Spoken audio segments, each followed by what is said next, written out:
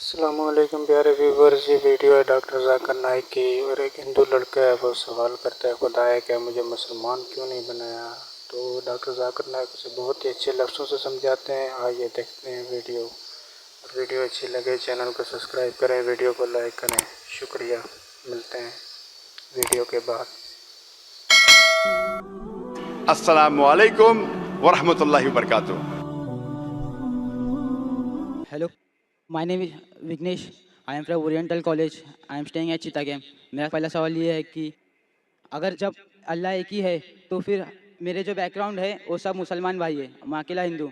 तो मुझको भी चाहे तो मुसलमान बना सकते थे, पर क्यों नहीं? अल्लाह अगर एक है तो मुझको भी चाहे मुसलमान बना सकते थे, मेरे को क्यों हिंदू बनाए? भाई साहब का सवाल है, अगर अल्लाह एक है तो मुझको भी मुसलमान बना सकते थे, उसने क्यों ने मुझे मुसलमान बनाया।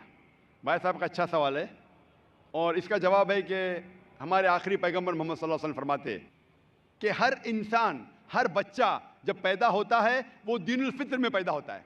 दीनुल फित्र मतलब वो मुसलमान जैसा पैदा होता है। मुस्लिम का मतलब वो इंसान जो अपनी ज़िंदगी अल्लाह, भगवान, ईश्वर, अपने खालिक के मुताबिक बसर करता है। जो इंसान अपनी ज़िंदगी अपने खालिक, अपने अल्लाह के कहे हुए अहकामात के मुताबिक बसर करता है, उसे कहते हैं अरबी में मुस्लिम। तो हर इंसान जब पैदा होता है, चाहे हिंदू ख़ानदान में पैदा हो या ईसाई ख़ानदान में या यहूदी ख़ानदान में या मुस्लिम ख़ानदान में, कोई भी ख़ानदान में पैदा होता है, वो पैदा होता है मुसलमान जैसा। उसके बाद उसके वालिदैन, उसके बड़े, उसके टीचर्स उसे सिखाते हैं। अगर सही चीज़ सिखाते तो वो सही रास्ते पे रहता है, वरना वो दूसरे रास्ते पे भटक जाता है। हो सकता है कि वो बुत परस्ती करने लगे, वो मूर्ति पूजा करने लगता है, हो सकता है वो आग की पूजा करने लगे। इसीलिए अगर कोई गैर मुस्लिम मुस्लिम बनता है, उर्दू में अक्सर कहते हैं नो मुस्लिम, जो गलत है। अंग्रेजी में कहते हैं convert. Convert means going from one track to the other which is wrong.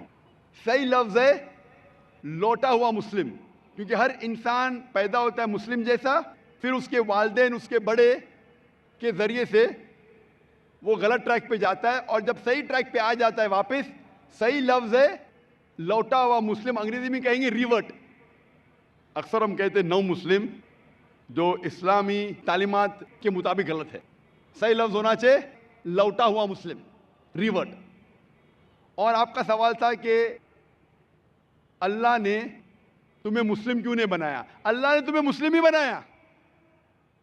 हो सकता है कि बचपन में आपके बड़े, आपके वालिदैन, आपके टीचर आपको सही रास्ता नहीं दिखा सके और आप गलत रास्ते पे गए, लेकिन इसके बावजूद आप अल्लाह को दोषी नहीं ठहरा सकते। आप ये पूछ सकते कि अल्लाह ने क्यों मुझे हिंदू खानदान में पैदा किया। अगर मुस्लिम खानदान में पैदा किया होता, हो सकता है कि मैं मुसलमान होता।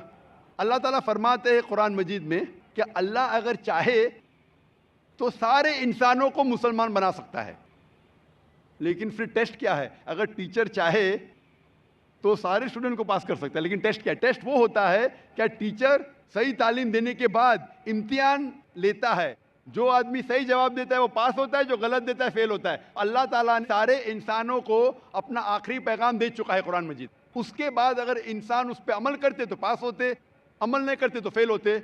और अगर आप अल्लाह से कंप्लेन करेंगे कि क्यों मुझे हिंदू खानदान में पैदा किया, तो अल्लाह ताला फरमाते कि आप किधर भी पैदा हो, चाहे मुसलमान खानदान में या हिंदू खानदान में, ये कहना कि हर इंसान जो मुस्लिम खानदान में पैदा होता है जन्नत में जाएगा, बिल्कुल गलत है। सिर्फ मुसलमान खानदान में पैदा होने के बाद और मुस्लिम नाम रखने से इंसान जन्नत में नहीं जाता है।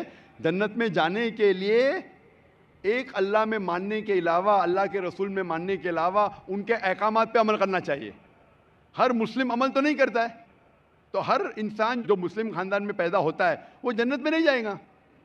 लेकिन अल्लाह ताला ये फरमाते हैं कि हर इंसान को, सूरह फुसिलत में सूरा नंबर 41 आयत नंबर 53 अल्लाह ताला फरमाते सनूरीम आयातिना फिल आफाकी व फी अनफुसिहिम हत्ता यतबय्यना अन्नहुल हक, कि बहुत जल्दी हम आपको अपनी निशानियां दिखाएंगे। अल्लाह ताला फरमा रहे इंसानों से कि जल्द हम आपको हमारी निशानियां दिखाएंगे होराइजन्स में, ताकि आप पे वाज़े हो जाए क्या हक है, क्या अल्लाह एक है, अल्लाह के अलावा कोई माबूद नहीं है। लेकिन हक जाहिर होने के बाद हर इंसान उस पर अमल करना ज़रूरी नहीं। वो इंसान सोच सकता है कि अगर मैं इस्लाम कबूल करूं तो हो सकता है कि मेरे दोस्त मुझे छोड़ देंगे, हो सकता है कि मेरे वालिदैन मुझे जायदाद से बेदखल कर देंगे, हो सकता है कि मुझे मेरे तिजारत में नुकसान हो। तो ये सब चीज़ें इंसान को बहुत बार भटकाती है और हक कबूल करने से रोकती है। लेकिन आखिरत के दिन पर आप ये अल्लाह से कंप्लेन नहीं कर सकेंगे कि मुझे किसी ने भी इस्लाम के बारे में नहीं कहा।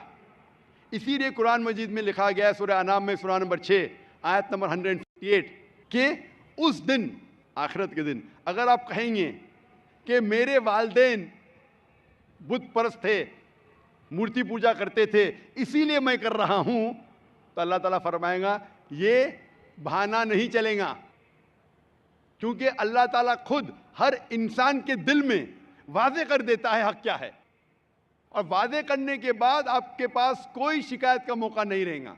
और आपको भी, आप आज इस मजलिस में आ चुके हैं और मैंने लाखों लोग के सामने आपको वादे किया है कि खुदा एक है, उसके अलावा कोई माबूद नहीं, और मोहम्मद सल्लल्लाहु अलैहि वसल्लम उसके आखिरी पैगंबर है। अगर आज आप इस बात को नहीं मानेंगे तो कल आप ये कंप्लेन नहीं कर सकेंगे, आप शिकायत नहीं कर सकेंगे अल्लाह से कि मुझे पता नहीं था। बाकी लोग कर सकेंगे क्या नहीं, वो बाद में देखा जाएगा। अल्लाह तो वादे कर दिया, किसके जरिए पता नहीं, लेकिन आज मेरे जरिए तो कर रहा है आपको, और इतने लाखों लोग शहादा दे रहे और करोड़ों लोग टेलीविजन पे देख रहे आपको। तो अभी आपके पास कोई बहाना नहीं, कोई शिकायत नहीं ये कहने के लिए कि मैं मुसलमान खानदान में पैदा नहीं हुआ इसलिए मैंने इस धर्म को एक्सेप्ट नहीं किया। मैं आपसे पूछना चाहता हूं भाई साहब, आप मानते हैं कि खुदा एक है? वो तो है। आप मानते हैं खुदा एक है? हाँ, आप मानते हैं कि बुत परस्ती गलत है? पर कौन सा खुदा है वो पता नहीं। नहीं, मूर्ति पूजा सही है क्या गलत है आपके हिसाब से? अब जब मैं हिंदू धर्म में पैदा हुआ तो फिर मेरे हिसाब से सही हो सकता। आप कहते हैं कि हिंदू धर्म के मुताबिक मूर्ति पूजा सही है।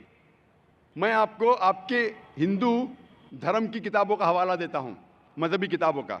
अगर आप पढ़ेंगे छंदोग्य उपनिषद चैप्टर नंबर 6 अध्याय नंबर 2 मंत्र नंबर 1, एकम एविदित्यम, ईश्वर खुदा भगवान एक है, दूसरा नहीं है, लिखा है श्वेता उपनिषद में अध्याय नंबर 6 श्लोक नंबर 9 में, नाचस्य कसिज जनिता नक्षदिपा, उस ईश्वर के कोई वालिदैन नहीं, उस ईश्वर का कोई रब नहीं। मतलब ईश्वर का, भगवान का कोई वालिद नहीं, कोई वालदा नहीं, उसके ऊपर कोई नहीं। और साफ तौर पे लिखा गया है श्वेता उपनिषद में अध्याय नंबर 4 मंत्र नंबर 19 में, न तस्य प्रतिमा अस्ति, उस ईश्वर की, उस भगवान की, उस अल्लाह की कोई प्रतिमा नहीं, कोई अक्स नहीं। प्रतिमा जो संस्कृत लफ्ज़ है उसके मानिए अक्स। खुदा का कोई अक्स नहीं, कोई प्रतिमा नहीं, कोई फोटोग्राफ नहीं, कोई पेंटिंग नहीं, कोई पोर्ट्रेट नहीं, कोई मूर्ति नहीं, कोई बुत नहीं।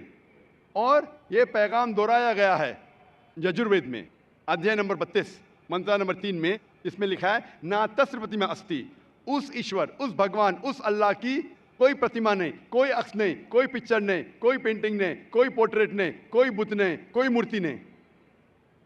साफ तौर पे आपके मजहबी किताब में लिखा है कि मूर्ति पूजा गलत है। और हिंदुइज्म का ब्रह्मा सूत्र है, एकम ब्रह्म देवत्या नास्ते नैना नास्ते किंचन, भगवान एक ही है, दूसरा नहीं है, नहीं है, नहीं है, जरा भी नहीं है। अभी मैं आपसे पूछता हूं भाई साहब, जब आपके मजहबी किताब में साफ तौर से लिखा हुआ है कि मूर्ति पूजा गलत है, तो फिर भी आप मानते हैं कि मूर्ति पूजा सही है? नहीं। आप मानते हैं कि मूर्ति पूजा सही है गलत है? फिर गलत है। आप मानते हैं कि खुदा एक है? हाँ। आप मानते हैं कि मूर्ति पूजा गलत है? हाँ। आप मानते हैं कि इस खुदा, इस ईश्वर, इस अल्लाह के आखिरी पैगंबर मोहम्मद सल्लल्लाहु अलैहि वसल्लम है? सर बट और एक क्वेश्चन है। सॉरी, बट एक क्वेश्चन है। आपका एक सवाल है? हाँ। ठीक है, पूछ सकते हैं आप। अगर मैं मुसलमान बन गया जी और हाँ। ऐसा ही तो इंसान को भूत ही भड़काता ना? आप अगर मुसलमान बन गए तो वो नहीं, इंसान को तो शैतान ही भड़काता ना? इंसान को शैतान भड़काता है? हाँ। तो अगर मैं मुसलमान बन गया और गलत काम किया तो मेरे वास्ते मुसलमान का नाम खराब हुआ, तो अल्लाह क्या मुझको माफ़ करेंगे? भाई साहब का सवाल है क्या इंसान को अक्सर शैतान भड़काता है? अगर मैं मुसलमान बन गया और शैतान मुझे भड़काया और मैं गलत काम किया तो क्या अल्लाह ताला मुझे माफ़ करेगा? भाई साहब का अच्छा सवाल है कि अगर वो इस्लाम कबूल किया और शैतान ने भड़काया, उसने गलत काम किया तो क्या अल्लाह माफ़ करेगा? दो चीज़ें हैं। एक इंसान है जो इस्लाम कबूल ही नहीं करता है। जो इंसान इस्लाम कबूल ही नहीं करता है, नहीं मानता है कि खुदा एक है, बुत परस्ती करता है, अल्लाह के आखिरी पैगंबर मोहम्मद सल्लल्लाहु अलैहि वसल्लम नहीं मानता है, उसके लिए 100% वो जन्नत में नहीं जा सकता है। 100%, क्योंकि वो ईश्वर के अलावा दूसरे किसकी इबादत करता है। दूसरी तरफ एक इंसान है जो मानता है कि एक अल्लाह है, मानता है कि मूर्ति पूजा गलत है, मानता है कि मोहम्मद सल्लल्लाहु अलैहि वसल्लम आखिरी पैगंबर है और गलत काम करता है। हो सकता है कि झूठ बोलता है, हो सकता है कि वो चोरी करा, हो सकता है वो शराब पी रहा है, ये गलत है, हराम है। लेकिन फिर भी अगर वो बुत परस्ती नहीं करता है, अल्लाह ताला फरमाते सूरह निसा में सूरह नंबर 4 आयत नंबर 48 में और सूरह निसा सूरह नंबर 4 आयत नंबर 116 में कि अल्लाह अगर चाहे तो आपके कोई भी गुनाह को माफ़ कर सकता है, लेकिन शिर्क को कभी नहीं माफ़ करेगा। तो शिर्क के अलावा, बुत परस्ती के अलावा, मूर्ति पूजा के अलावा अगर आप दूसरे गुनाह करेंगे तो अल्लाह ताला माफ़ कर सकता है, आपके फिर भी चांसेस है कि आप जन्नत में जा सकते हैं।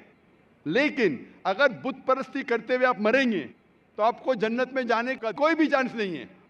इसीलिए अल्लाह ताला फरमाते हैं कि जब मेरे बंदे सारे दिन गुनाह करते हैं, गलत काम करते हैं, लेकिन जब रात को तौबा करते हैं तो मैं उन्हें माफ़ कर लेता हूँ। मेरे बंदे अगर रात को गुनाह करते हैं और दिन में तौबा करते हैं तो मैं उन्हें माफ़ कर लेता हूँ, क्योंकि अल्लाह सुब्हाना व तआला रहमान और रहीम है, वो रहमत वाला है और करम करने वाला है। आप अगर गलतियाँ करेंगे, अगर शैतान भड़काएगा तो पढ़ो औज़ु बिल्लाहि मिनश शैतानिर रजीम। जब आपको पता चलेगा आपने गलती की, अल्लाह से तौबा करो, दुआ करो कि फिर से वो चीज़ नहीं करेंगे और अच्छी नीयत से फिर से अल्लाह की तरफ पलटते, अल्लाह ताला माफ़ करेगा। फिर से आप गुनाह करेंगे, फिर से माफ़ी मांगो, अल्लाह रहमान और रहीम है, जब भी माफ़ी मांगो सच्चे दिल से मांगो, इंशाअल्लाह अल्लाह आपको माफ़ करेगा। और अगर आप बुत परस्ती से दूर है, ये सबसे बड़ा गुनाह है, तो आपके हाई चांसेस है कि आप जन्नत में जाएंगे। तो अभी मैं आपसे पूछना चाहता हूँ। हाँ सर, एक सेकेंड सर, क्या कुरान में लिखा है ना शराब हराम है? जी हाँ, तो जब सिगरेट भी हराम होगा? सिगरेट भी पीना हराम है, कुरान में नहीं लिखा है लेकिन हराम है। अच्छा, यही पूछना चाहिए था, क्योंकि हमारे यहाँ जो है सेक्टर मस्जिद में जमाती आते वो भी सिगरेट पी लेते। शराब पीना तो साफ तौर पे कहा गया कुरान मजिद में सूरह माइदा सूरह 5 आयत नंबर 90 में कि हराम है, लेकिन सिगरेट पीना कुरान मजिद में इसका जिक्र आता है सूरह बकरा में सूरह नंबर 2 आयत नंबर 195 कि अपने हाथ से अपना खुद कत्ल मत करो, यानी सुसाइड मत करो। आज की साइंस कहती है कि टबैको के वजह से, सिगरेट पीने के वजह से हर साल वर्ल्ड हेल्थ ऑर्गेनाइजेशन कहती है हर साल 60 लाख लोग मरते हैं सिर्फ सिगरेट पीने की वजह से। दुनिया में दूसरे नंबर पे आता है शराब के बाद, जो सबसे ज़्यादा मौत होती है कोई चीज़ पीने या खाने की वजह से, वो है सिगरेट। तो क्योंकि पहले लोग को पता नहीं था कि सिगरेट इज स्लो पॉइजनिंग, तो कई उलमा कहते थे मकरू है। आज 400 से ज़्यादा फतवे हैं सऊदी में, इजिप्ट में, जो कहा गया है कि सिगरेट पीना हराम है। अभी जो लोगों को लत लग गई है, हम अल्लाह से दुआ करते कि अल्लाह उन्हें हिदायत दे। लेकिन अगर कोई मुसलमान गलत कर रहा है, उसका मतलब नहीं कि आपको भी करना चाहिए। हम दुआ करेंगे कि इन मुसलमान को अल्लाह ताला ताकत दे कि ये बुरी लत से उन्हें नजात मिले। मैं आपसे पूछना चाहता हूँ, क्या आप मानते हैं कि खुदा एक है? हाँ। आप मानते हैं बुत परस्ती गलत है? हाँ आप मानते हैं कि मोहम्मद सल्लल्लाहु अलैहि वसल्लम आखिरी पैगंबर है? सर, मैं अभी तो थोड़ा इस्लाम रिसर्च कर रहा हूँ, उसके बाद मैं खुद ब खुद कबूल कर लूँगा इंशाअल्लाह। भाई साहब चाहते हैं कि वो इस्लाम के बारे में और रिसर्च करे, और मैं चाहूँगा कि आप मेरे हाथ से एक तर्जुमा ले कुरान का, और मेरी दरख्वास्त है कि आप कुरान मजिद का तर्जुमा पढ़िए और इंशाअल्लाह इससे आप हिदायत पाएंगे। और जब मुतमईन हो जाएंगे कि ये मज़हब सही है, फिर ही कबूल करना, कोई ज़बरदस्ती नहीं। आप जब मुतमईन हो जाएंगे कि ये इस्लाम, ये कुरान में सही बातें लिखी है, ये सबसे बेहतरीन मज़हब है, फिर ही आप कबूल कीजिए। मैं दरख्वास्त करूँगा कि आप स्टेज पे आके इंशाअल्लाह कुरान मजिद का नुस्खा मुझसे ले सकते हैं। जी दोस्तों, ये वीडियो थी, अगर अच्छी लगी हो तो चैनल को सब्सक्राइब करें, वीडियो को लाइक करें, ताकि और भी अच्छी अच्छी वीडियो मालूमाती लेके आएँ आपके लिए। शुक्रिया।